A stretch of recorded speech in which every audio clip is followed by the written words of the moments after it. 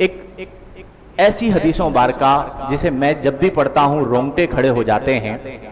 حضرت ابو ہریرہ، اکثر الصحابتی روایتاً حضرت ابو ہریرہ رضی اللہ عنہ راوی ہیں. اس حدیث کو سماعت کیجئے کہ قیامت کے دن نجات ہوگی. کس کے لیے نجات ہوگی؟ جو اعمال اخلاص کے ساتھ لے کر جائے گا. اب دنیا میں ہم بہت سارے اعمال کر رہے ہیں، نماز پڑھ رہے ہیں، روزہ رکھ رہے ہیں، زکوٰۃ ادا کر رہے ہیں، اور بہت سارے فلاحی کام کر رہے ہوتے ہیں، مختلف نیک اعمال. حضرت ابو ہریرہ رضی اللہ عنہ بیان کرتے ہیں کہ نبی کریم صلی اللہ علیہ وسلم نے فرمایا کہ قیامت کے دن سب سے پہلے ایک شہید لایا جائے گا. کون لایا جائے گا؟ سب سے پہلے ایک شہید جس نے دنیا میں جام شہادت نوش کیا، جان قربان کر دی، اسے لایا جائے گا. اللہ تبارک و تعالی اس شہید کو اپنی نعمتیں گنوائے گا کہ میں نے تجھے یہ نعمت عطا فرمائی، میں نے تجھے یہ نعمت عطا فرمائی، میں نے تجھے یہ نعمت عطا فرمائی. اور وہ ان نعمتوں کا اقرار کرے گا کہ مولا تو نے یہ ساری نعمتیں مجھے عطا فرمائی. اللہ تبارک و تعالی اس سے پوچھے گا کہ میرے بندے تو یہ بتا کہ تو نے میرے لیے کیا کیا؟ میں نے تجھے اتنی نعمتیں دی، تو نے میرے لیے کیا کیا؟ وہ عرض کرے گا مولا میں نے تیرے لیے اپنی جان کو قربان کر دیا، میں تیرے دین کے لیے میدان میں لڑا، حتیٰ کہ میری جان قربان ہو گئی اور میں شہید ہو گیا. تو نبی کریم صلی اللہ علیہ وآلہ وسلم ارشاد فرماتے ہیں کہ اللہ تبارک و تعالی ارشاد فرمائے گا اس شہید سے کہ تو جھوٹ کہتا ہے. تو کیا کہتا ہے؟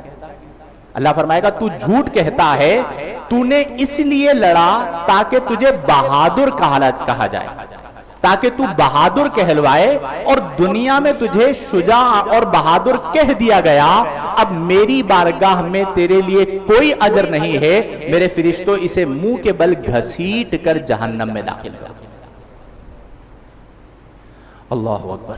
نبی کریم صلی اللہ علیہ وسلم نے ارشاد فرمایا کہ اس کے بعد ایک ایسے شخص کو لایا جائے گا جسے اللہ نے علم عطا کیا، وہ علم اس نے سیکھا اور علم لوگوں کو سکھایا، قرآن کی لوگوں کو تعلیم دی. اللہ تعالیٰ اس شخص کو، اس عالم و قاری کو اپنی نعمتیں یاد کروائے گا کہ میں نے تجھے یہ نعمتیں عطا کی. وہ بندہ اقرار کرے گا کہ مولا یہ ساری نعمتیں تو نے مجھے عطا فرمائی. تو اللہ تبارک و تعالیٰ فرمائے گا میرے بندے تو نے میرے لیے کیا کیا؟ بندہ عرض کرے گا مولا جو تو نے مجھے علم عطا کیا تھا وہ میں نے علم عام کیا، لوگوں کو علم سکھایا، تعلیم و تعلم سے وابستہ رہا. اللہ تبارک و تعالیٰ ارشاد فرمائے گا کہ تو جھوٹ کہتا ہے، تو نے علم اس لیے حاصل کیا کہ تجھے عالم کہا جائے، تو نے تعلیم قرآن اس لیے کیا تاکہ تجھے قاری کہا جائے، سو کہہ دیا گیا میری بارگاہ میں تیرے لیے کوئی اجر نہیں ہے، میرے فرشتوں اسے منہ کے بل گھسیٹ کر جہنم میں داخل کر. اللہ اکبر. معاذ اللہ، اللہ ہم سب کو پناہ عطا فرمائے. اس کے بعد نبی کریم صلی اللہ علیہ وسلم نے فرمایا کہ ایک سخی کو لایا جائے گا، مالدار. اللہ تبارک و تعالیٰ اسے اپنی نعمتیں یاد کروائے گا کہ میرے بندے میں نے تجھے یہ نعمتیں عطا فرمائی، تو نے میرے لیے کیا کیا؟ وہ سخی عرض کرے گا مولا تو نے جو مجھے مال عطا فرمایا، ہر وہ جگہ جو تیری رضا کی تھی جہاں پہ مال خرچ کرنے کا حکم ہوا میں نے وہاں پر مال کو خرچ کیا. تو اللہ تبارک و تعالیٰ فرمائے گا تو جھوٹ کہتا ہے، تو نے ان جگہوں پر مال اس لیے خرچ کیا تاکہ تجھے سخی کہا جائے، تاکہ تجھے صاحب سخاوت کہا جائے کہ یہ بڑے دل کا آدمی ہے، سخی آدمی ہے. دنیا میں کہہ دیا گیا میری بارگاہ میں تیرے لیے کوئی اجر نہیں ہے، میرے فرشتوں اسے منہ کے بل گھسیٹ کر جہنم میں گرا. میرے پیارے دوستو، اس حدیث مبارکہ کی روشنی میں ہم سب غور کریں کہ جو اعمال ہم کرتے ہیں وہ کس کے لیے کرتے ہیں. کیا ہمارے اعمال میں خلوص ہوتا ہے، اخلاص ہوتا ہے؟ کہیں نہ کہیں ہمارے اعمال میں فساد آ جاتا ہے، خرابی آ جاتی ہے، ریا آ جاتا ہے، دکھلاوا آ جاتا ہے.